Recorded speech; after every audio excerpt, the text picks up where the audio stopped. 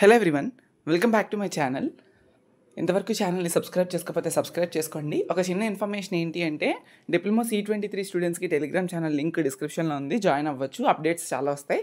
And అలానే ఎవరైతే ECET 2025 రాస్తున్నారో వాళ్ళకి సపరేట్ టెలిగ్రామ్ ఛానల్ లింక్ ఉంది, అది కూడా డిస్క్రిప్షన్లో ఉంటుంది. Please join there. So many updates వస్తాయి. ఈసెట్ రిలేటెడ్ ప్లేలిస్ట్ లింక్ కూడా కింద డిస్క్రిప్షన్లో ఇస్తాను. You can follow every updates from the playlist. Okay, thank you. ఇప్పుడైతే మనం ఈ పర్టికులర్ వీడియోలో ఏం మాట్లాడుకుంటున్నామంటే ఇంపార్టెంట్ ఇన్స్ట్రక్షన్స్ అని మీకు థంబ్నెయిల్లో నేను మెన్షన్ చేశాను. వై? బికాస్ జస్ట్ మినిట్, ఎందుకు అలా మెన్షన్ చేశాను అంటే మీ అందరికీ తెలుసు రీసెంట్గా రివైజ్డ్ అకాడమిక్ క్యాలెండర్ వచ్చింది. అది నేను చేయలేదు, బట్ మీ అందరికీ తెలుసు కదా. ఆల్మోస్ట్ 18th నవంబర్ నుంచి మనకి 4th సెమిస్టర్ స్టార్ట్ అవుతుంది. అండ్ అలానే ఫిఫ్త్ సెమిస్టర్ సెకండ్ బ్యాచ్ అనేది 22nd నవంబర్ నుంచి స్టార్ట్ అవుతుంది. ఇద్దరికి కూడా March 22 వరకు, 4th సెమిస్టర్ 5th సెమిస్టర్ కూడా March 22 వరకు ఇది అకాడమిక్ అనేది జరుగుతుంది. April 1 నుండి ఎగ్జామ్స్ ఉంటాయని టెంటేటివ్గా డేట్స్ ఇచ్చారు కదా. ఇప్పుడు ఉన్న స్పాన్ అంతా చాలా చాలా లిమిటెడ్. ఇప్పుడు నేను చెప్పేది ఇద్దరికి ఉపయోగపడుతుంది. 4th and 5th semester theory exams రాస్తున్న వాళ్ళకి చాలా ఉన్న స్పాన్ నవంబర్ అయిపోయింది. నవంబర్లో మీరు క్లాసెస్ స్టార్ట్ అవ్వడం అనేది అదొక ఘనత. ఎందుకంటే ఎక్కువ అవ్వవు, అయినా కూడా ఒకటో రెండు కాన్సెప్ట్లు అవుతాయి, లేకపోతే అవి కూడా అవ్వవు. బట్ ఉన్నదల్లా డిసెంబర్, జాన్, ఫెబ్, మార్చ్ అంటే 4 నెలలు మళ్ళీ పండగ సెలవులు బోల్డ్ వస్తాయి. నాకు తెలిసినంత వరకు వర్కింగ్ డేస్ ఒక 90 to 100 వర్కింగ్ డేస్ వస్తాయి, అంతకన్నా ఎక్కువ రావు. సో దీని రిలేటెడ్గా మీకు ఏం చెప్పాలనుకుంటున్నానంటే చాలా తక్కువ వర్కింగ్ డేస్, అండ్ మీరు వెళ్ళేది కూడా కాలేజ్కి చాలా తక్కువ. డిప్లొమా ఎగ్జామ్స్ మళ్ళీ రెగ్యులర్ అండ్ సప్లీ అనేది ఏప్రిల్లో ఉంటాయి. ఆ టైం కల్లా మీకు ఆల్రెడీ ప్రీవియస్గా సప్లీస్ ఉంటే వాటికే చదవాలా, ఇప్పుడున్న రెగ్యులర్ ఎగ్జామ్స్కే చదవాలా? ఆర్ఎల్స్ ఏ సప్లీస్ లేకపోయినా రెగ్యులర్ ఎగ్జామ్స్ని కంఫర్ట్గా హ్యాపీగా పాస్ అవ్వాలి అంటే మీరు చేయాల్సిందల్లా ఏంటి అంటే, మీకు ఆల్రెడీ చెప్పా ఫ్రీ టైం చాలా ఉంటుంది. అలా అని ఆ ఫ్రీ టైం అంతా చదువుకోండి అని చెప్పట్లేదు నేను.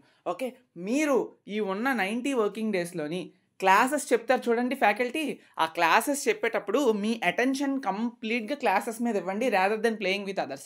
ఓకే, మీరు ఆడుకోకుండా అవి చేయకుండా జస్ట్ ఒక 50 minutes ఉంటుంది ఆ పీరియడ్, అంతలో అంతా చెప్పరు. ఫ్యాకల్టీ కూడా చాలా లూజ్గానే మీకు 30 minutes చెప్పి మిగతా టైం ఇచ్చేస్తారు స్పెండ్ చేయడానికి. కాబట్టి వాళ్ళు ఇస్తున్న ఫ్రీ టైంని మీరు యూజ్ చేసుకోవాలి. ఆ టైంలో ఆడుకోండి. మిగతా 30 నిమిషాలు ఏదైతే ఉందో అది మాత్రం ఖచ్చితంగా క్లాసెస్ మీద కాన్సన్ట్రేట్ చేయండి. వై? బికాస్ మీకు అర్థం కాకపోయినా క్లాసెస్ మీద కాన్సన్ట్రేట్ చేయడం వల్ల ఇక్కడ ఇంపార్టెంట్ థింగ్స్ కొన్ని జరుగుతాయి. ఏంటంటే ఆ కాన్సెప్ట్ని మీరు తర్వాత రివిజన్ చేసేటప్పుడు ఆల్రెడీ ఇది మనకు తెలిసిన కాన్సెప్ట్ అనేది ఒక ఫీలింగ్ ఉంటుంది. రెండోది ఏంటంటే ఎంతో కొంత అర్థమవుతుంది కదా, ఆ అర్థమయ్యే పాయింట్లు మీరు చదువుతున్నప్పుడు మళ్ళీ రివైజ్ చేస్తున్నప్పుడు ఈజీగా మీ బ్రెయిన్లోకి వెళ్ళిపోతాయి. అర్థమైందా? తెలిసిన కాన్సెప్ట్ అని ఫీలింగ్ వస్తుంది రెండోసారి చదివినప్పుడు, అండ్ ఆల్రెడీ ఎంతో కొంత అర్థమవుతుంది కాబట్టి చదివినప్పుడు ఈజీగా మీ మైండ్లోకి వెళ్తుంది. చాలామంది క్లాసెస్ వినకే ఆ సబ్జెక్ట్స్ ఫెయిల్ అవ్వడానికి కారణం. ఎందుకు వినట్లేదు? ఫ్యాకల్టీ చెప్పక కాదు, కొన్ని కాలేజెస్లో చెప్పట్లేదంట, అది నాకు తెలిసింది. దానికి ఏం చేయాలో కూడా నేను చెప్తాను. ఫ్యాకల్టీ చెప్తున్న వాళ్ళు కూడా మీరు వినట్లేదు ఫస్ట్ థింగ్. ఓకే, అది వింటే నేను 90 వర్కింగ్ డేస్లో ప్రతిరోజు ప్రతి ఒక్క క్లాస్ వర్క్ ఉండదు కదా. ఒక సబ్జెక్ట్కి 4 పీరియడ్లో 5 పీరియడ్లో వేస్తారు కదా. అలాంటప్పుడు మీరు మినిమం ఒక 3 అయినా వినండి, అట్లీస్ట్ 5 వినపోయినా. మీరు విన్నట్టు నటించినా అట్లీస్ట్ 3 అయినా వినండి.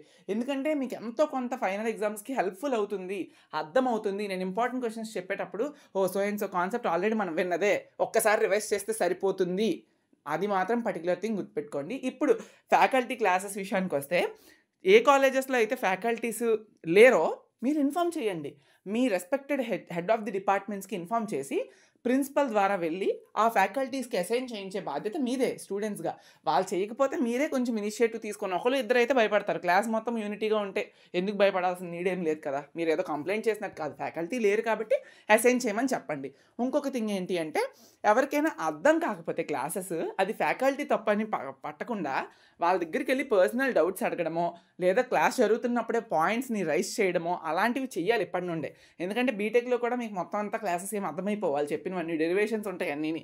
కాబట్టి ఫ్యాకల్టీ మీద కంప్లైంట్ ఇచ్చే వరకు వెళ్ళిపోకుండా నెమ్మదిగా వాళ్ళు చెప్పింది అర్థం కాకపోయినా వింటూ, మీకు అర్థం కాకపోతే అప్పుడే రైజ్ చేయండి పాయింట్ని. లేదంటే క్లాస్ తర్వాత వెళ్ళి మీట్ అవ్వడమో, ఆ క్లాస్లో ఏమైనా డౌట్స్ వస్తే అడగడం అనేది చెయ్యాలి. అర్థమైందా? ఫ్యాకల్టీ లేకపోతే మాత్రం హెడ్ ఆఫ్ ది డిపార్ట్మెంట్ ద్వారా ప్రిన్సిపల్కి వెళ్ళి మీరు చెప్తే వాళ్ళు అసైన్ చేస్తారు పక్కా. చేయకపోతే అప్పుడు ఏంటి అనేది మీరే చూసుకోవాలి అక్కడ మీ కాలేజ్కి తగ్గట్టుగా. ఓకే, బట్ ఫ్యాకల్టీని క్లాస్ చెప్పించే బాధ్యత మీరే మీరు తీసుకోవాలి రెస్పాన్సిబిలిటీ. ఎందుకంటే వాళ్ళు చెప్పకపోతే మీకు అర్థం అవ్వదు కదా. కానీ ప్రతి కాలేజెస్లో అలా లేవు, కొన్ని కాలేజెస్లో అలా ఉన్నాయని చెప్పి నాకు చెప్పారు. లేకపోతే నాకెలా తెలుస్తుంది, నేనేమి ఇప్పుడు పాలిటెక్నిక్ చదవట్లే కదా. మీరు చెప్పే అప్డేట్స్ కామెంట్ సెక్షన్లో చూస్తున్నాను, అన్న ఫ్యాకల్టీ లేరు, అసైన్ చేయలేదు అని చెప్పి చాలామంది రీసెంట్ టైమ్స్లో నాకు మెసేజెస్ చేస్తున్నారు కమెంట్స్లో. సో అందుకు చెప్తున్నా, బట్ క్లాసెస్ మాత్రం పక్కా వినండి అమ్మా. విని మీరు గూగుల్లో వెతుకో, యూట్యూబ్లో వెతుకో, ఎక్కడో దగ్గర వెతికి ప్రాక్టీస్ చేసుకొని నోట్స్ రాసుకోండి. నా ప్యూర్ సజెషన్స్ ఇవి. తెలియకే చాలామంది ఉండిపోతుంది. ఏ కాలేజెస్లో అయినా ఫ్యాకల్టీస్ లేకపోతే మీరు ఏం చెయ్యాలి అనేది ఆల్రెడీ నేను చెప్పాను. మీ కాలేజెస్లో ఫ్యాకల్టీస్ ఉన్నారా లేరా అనేది, చెప్తున్నారా లేదా అనేది కమెంట్ సెక్షన్లో కమెంట్ చేయండి ఖచ్చితంగా. అర్థమైందా? వాళ్ళు చెప్పకపోతే మీకు అసలు అర్థమవుదు. అర్థమైందా? Thank you so much.